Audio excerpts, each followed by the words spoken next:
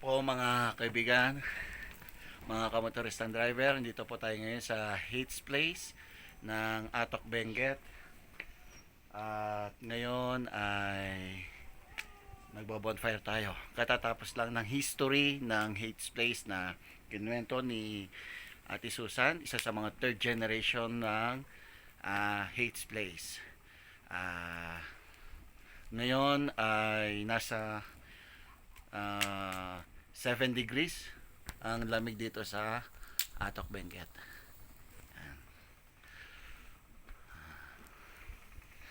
Yung mga yes ko hindi na nakayanan.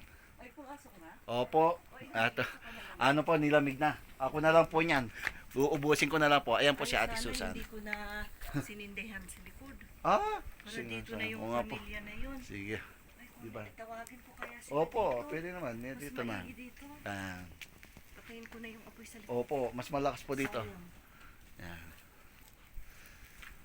Sa lahat po ng mga gustong mamasyal dito sa Hates Place, pwede ninyo kami bisitahin sa aming Facebook page, or tawagan kami sa aming mga numero na naka-indicated sa aming Facebook page para ma-book namin kayo, para maipasyal namin kayo dito sa Atok Benguet. Marami pong pwedeng pasyalan dito sa Atok Benguet, hindi lamang itong Hates Place, ayan ang Mount Olis, at marami pa pong iba.